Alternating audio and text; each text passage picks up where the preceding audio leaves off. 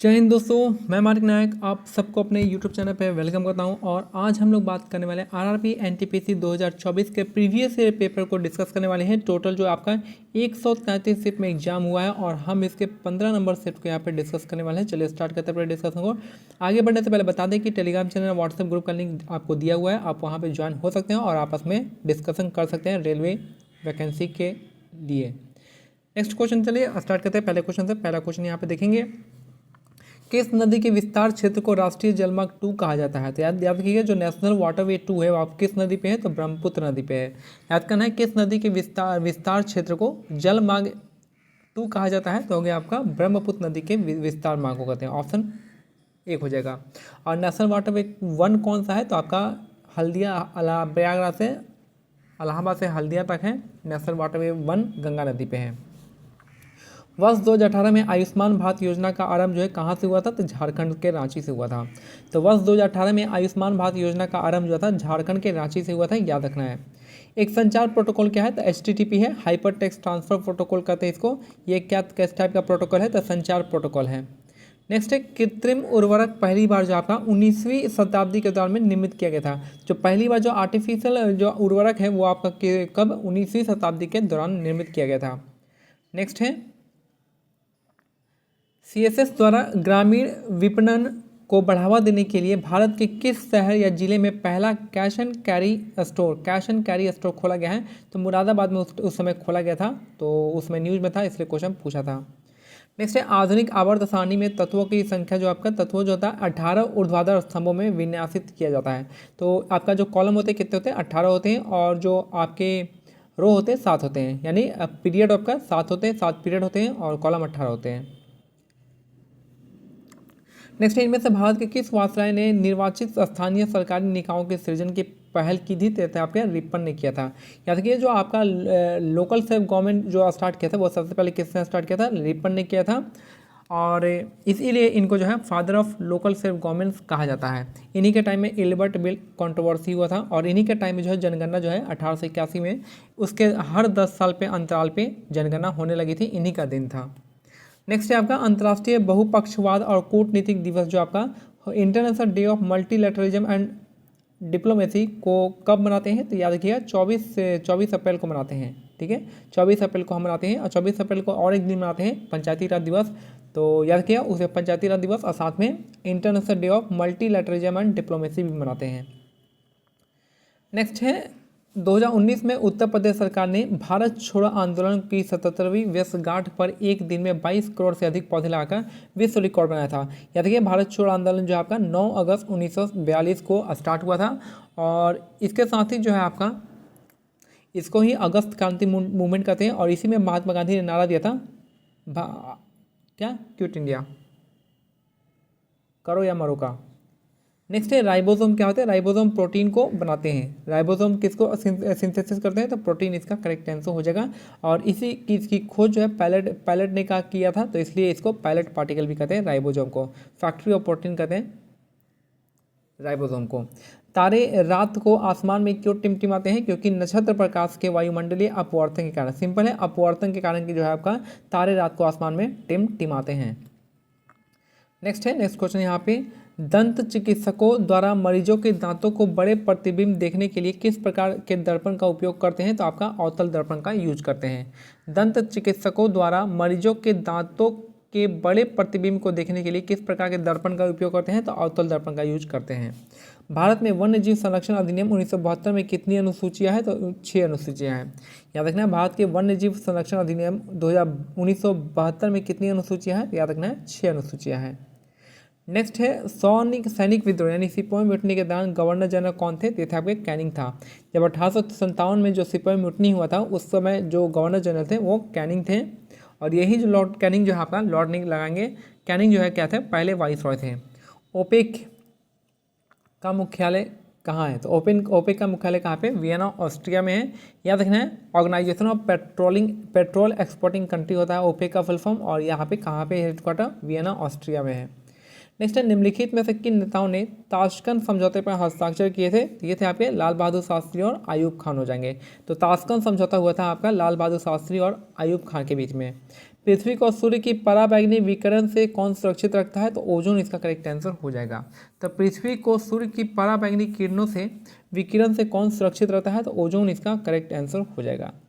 Next है सूचना और संचार प्रौद्योगिकी आईसीटी जो अभी आरएमएसए के अधीन एकीकृत है, उसको वर्ष 2004 में लॉन्च किया गया था।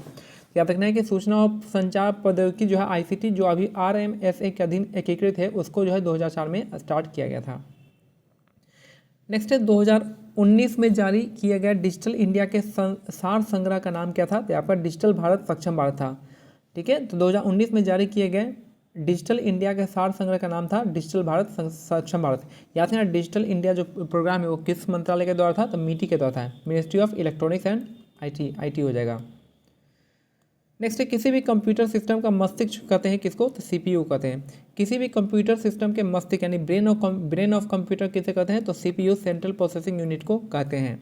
वर्ष 2019 में शांति का नोबेल पुरस्कार किसे दिया गया था? तो आबिया अहमद को दिया गया था। और इस बार जो है 2023 में किसे दिया गया है? तो 2023 में आपका नरगिस मोहम्मदी को दिया गया है जो कि ईरान के रहने वाली हैं।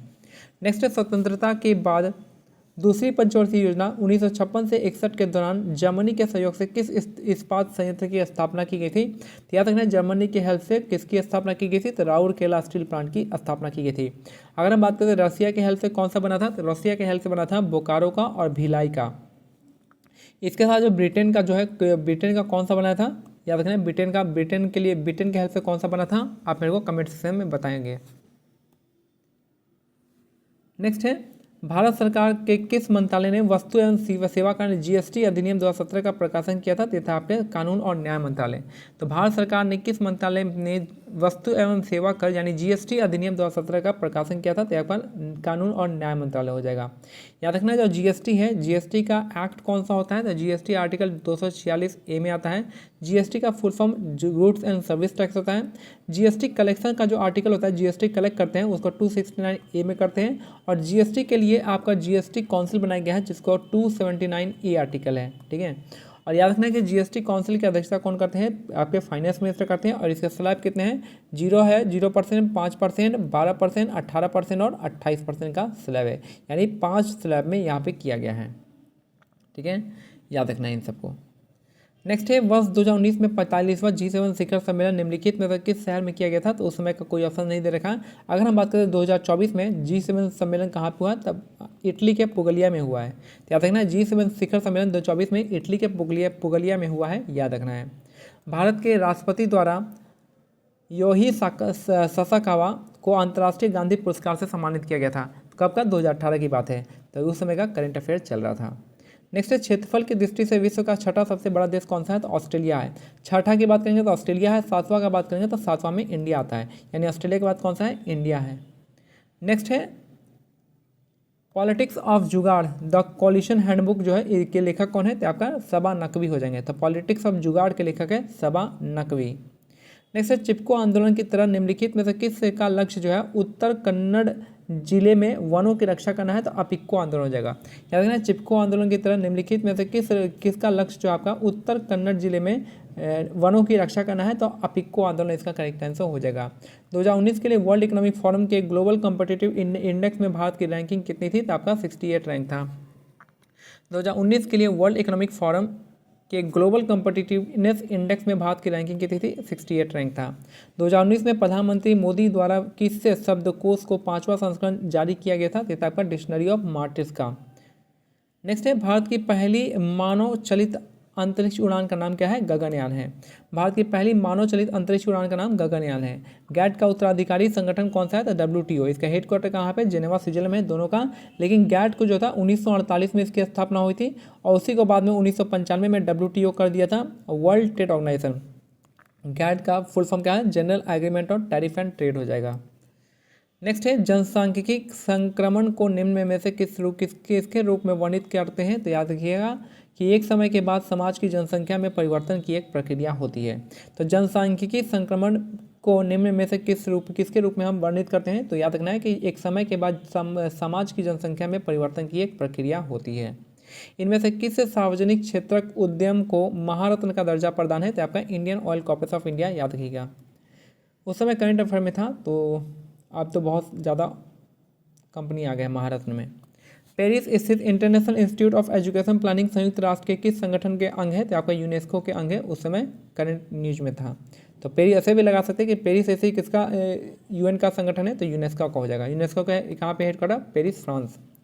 नेक्स्ट है यहाँ पे जेम्स प्रिंसेप जो आपका ब्राह्मी और खरोष्टी लिपियों को व्याख्यात किया था, जिनका उपयोग पहले के शिलालेखों के लिए किया जाता था। तो पहले के शिलालेख जो आपका पाली लिपि में लिखे जाते थे, ब्राह्मी और खरोष्टी में लिखी थी, या ब्राह्मी था, पाली नहीं था, ब्राह्मी और खरोष्टी में लिखी जाती थी, और जिसको जो है किसने पहचाना था? जेम्स प्रिंसेप ने। कब पहचाने थे? याद रखना है कब की बात है ये? 1837 की बात है। 1837 में जेम्स प्रिंसेप ने डेसिफर किया था, पहचाना था।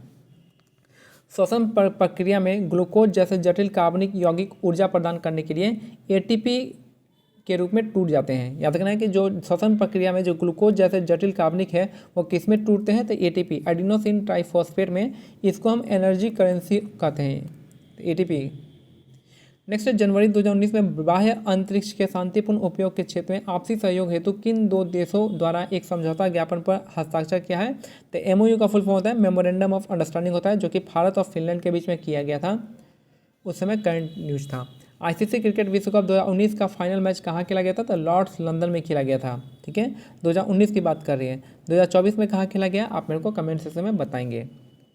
नेक्स्ट है उस स्मारक का नाम बताइए जो 2019 के बाद जो है 4 साल के बाद 2023 का फाइनल कहाँ खेला गया? आप मेरे को कमेंट सेक्शन में वो बताएंगे।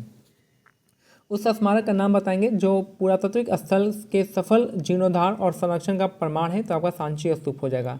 ठीक है, सांची स्तूप उसके बारे में। सांची स्तूप सबसे बड़ा स्तूप है अभी तक का, और जो है क्या कहते हैं कहाँ पे है? मध्य प्रदेश के रायसेन जिले में है, याद रखना है। और याद रखना है कि जो आपका पिछला बार जो हुआ था कहाँ पे हुआ था? आपका मोटेरा स्टेडियम अहमदाबाद में हुआ था फाइनल।